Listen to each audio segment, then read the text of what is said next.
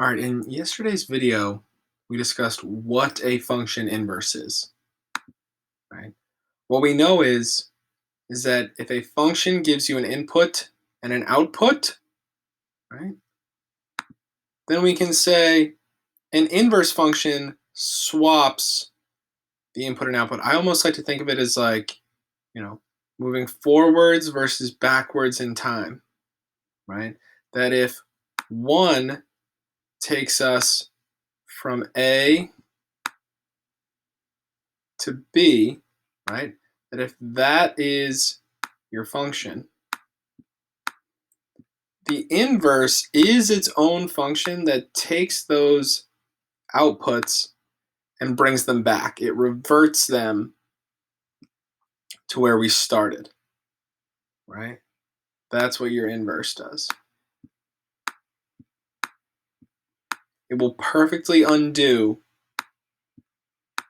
the other function, which is interesting because we've talked before about the idea of inverse operations, and that's what's going to connect to our goal today, which is can we rewrite the function without having to graph a bunch of points? Because that's what we've done so far. It's like, okay, you graph yourself a function,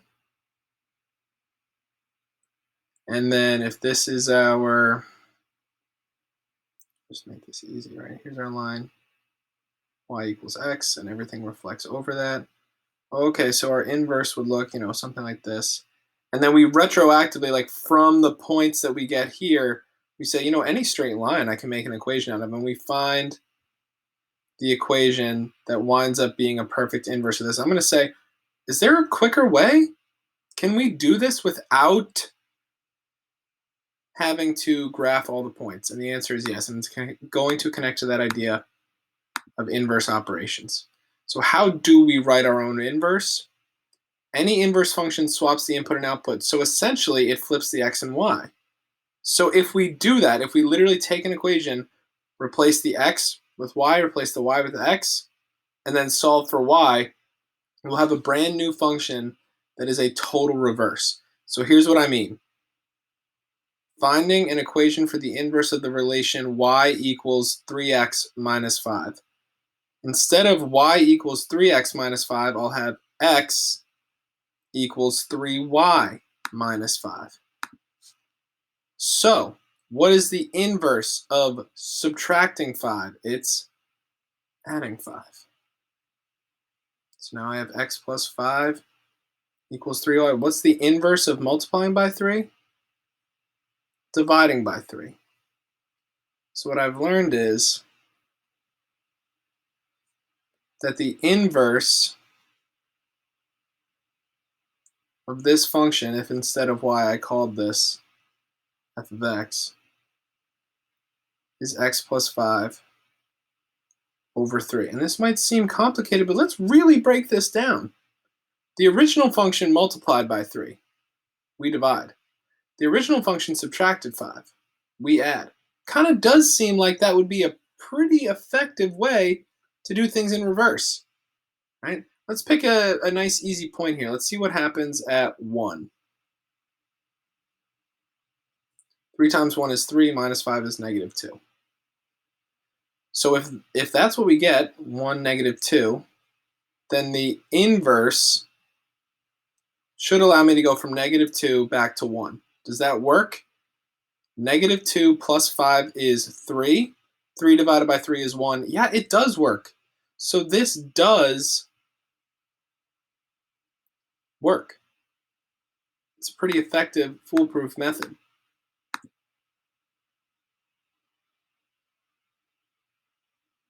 They have it here as 1/3 x plus 5 over 3. I think that's dumb. I mean, I hate to, I guess that's pretty harsh. I shouldn't say that. I'm a teacher.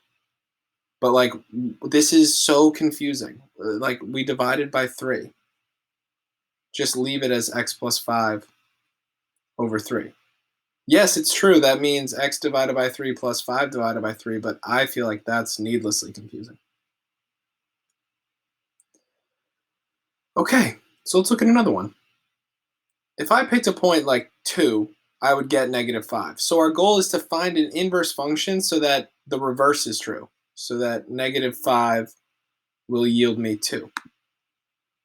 So I'll do something like, well, I'll consider this y just for a little bit, just so it's easier for me to swap inputs and outputs, right? So x equals 5y minus 15. What's the opposite of subtracting 15? It's adding 15.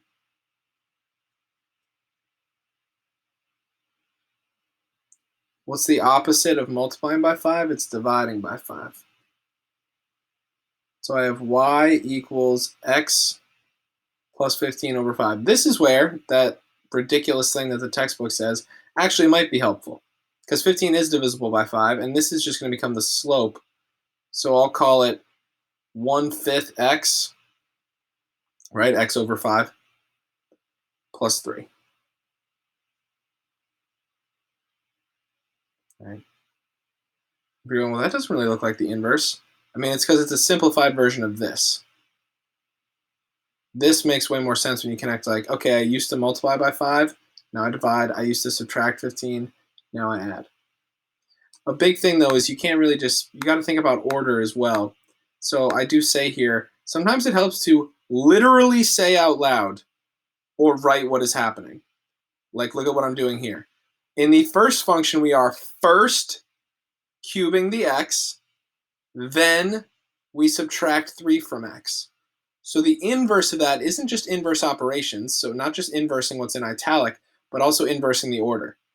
First add 3, yep, then take the cube root.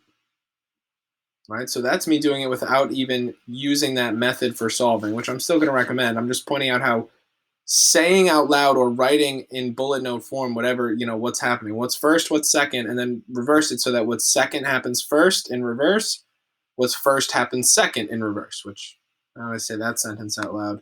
It's a bit of a tongue twister. What's the best thing for us to do? Literally jump into practice. So today we're going to have, I think it's like an 8-problem practice sheet. I'll make sure I have the answer key posted with my work and my notes. I hope this video was helpful.